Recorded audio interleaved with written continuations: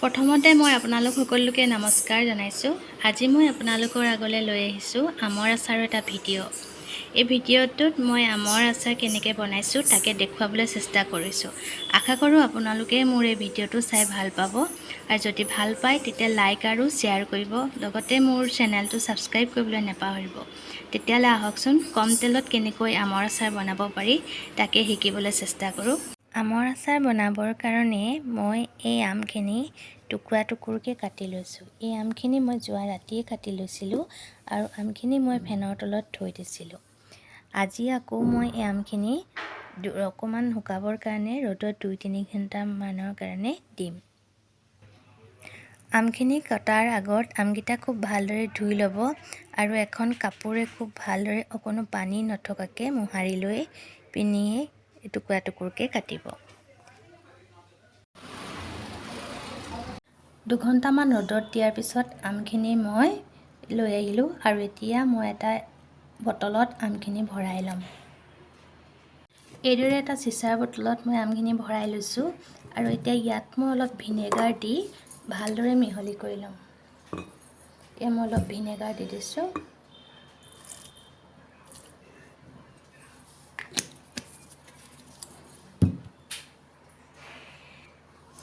Vinegar মই white ভিনেগাৰটো ব্যৱহাৰ কৰিছোঁ। এতিয়া মই এই ভিনেগাৰ দিয়া আমখিনি এইদৰে খুব ভালদৰে মিহলি কৰি ল'ম আৰু এৰাতিৰ কাৰণে মই থৈ দিম। আমখিনি এৰাতি ভিনেগাৰত থৈ দিয়াৰ পিছত আজি মই ইয়াত মছলা দিম। মছলাৰ কাৰণে মই লৈছোঁ এয়া কাশ্মীৰী লাল মিৰ্চ, আৰু ইয়াতে মই অকণমান জ্বলা হ'বৰ কাৰণে যিটো জ্বলা জলকীয়া গুড়ি ইয়াৰ লগত মিক্স কৰি লৈছোঁ। এয়া লৈছোঁ হালধি, এয়া লৈছোঁ তেল মই কম পৰিমাণৰ লৈছোঁ। এয়া লৈছোঁ নিমখ, আৰু এয়া হৈছে পাঁচফোৰণৰ গুড়ি। পাঁচফোৰণকেইটা মই আগতীয়াকৈ অলপ ভাজি লৈছোঁ আৰু এটা খুন্দনাত খুন্দি লৈছোঁ। মই একেবাৰে মিহি কৰা নাই, অকণমান এইদৰে মই অকণমান গোটাকৈ ৰাখিছোঁ। এতিয়া মই এই মছলাখিনি আমৰ লগত মিহলি কৰি ল'ম। এতিয়া মই ইয়াত মছলা দিছোঁ, ইয়াত পাঁচফোৰণৰ গুড়িকেইটা দিছোঁ, ইয়াত জলকীয়া গুড়ি, এয়া হালধি, এয়া নিমখ আৰু ইয়াত তেল।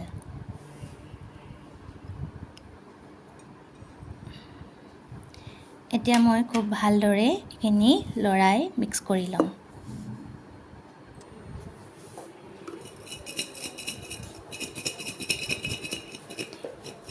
এইদৰে খুব ভালদৰে মিহলি কৰি ল'ব।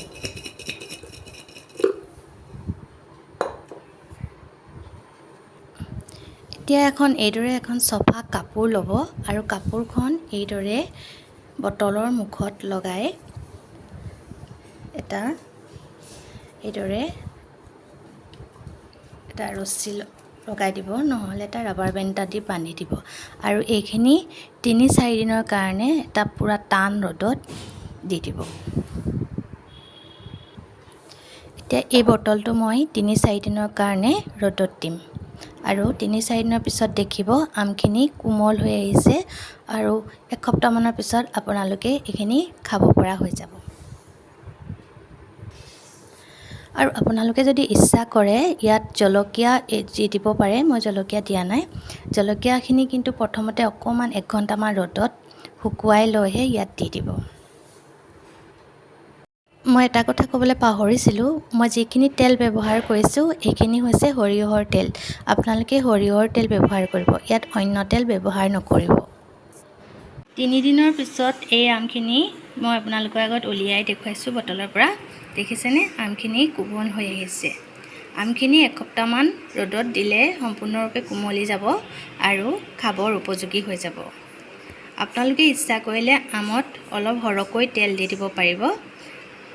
মই সাধাৰণতে আমত কেঁচা তেল বা আচাৰত কেঁচা তেলেই ব্যৱহাৰ কৰোঁ। আপোনালোকে ইচ্ছা কৰিলে অকণমান গৰম কৰি ঠাণ্ডা কৰি আচাৰত তেল দিব পাৰিব, নতুবা আপোনালোকে কেঁচা তেল ব্যৱহাৰ কৰিলেও আমখিনি কোনো বেয়া নহয়।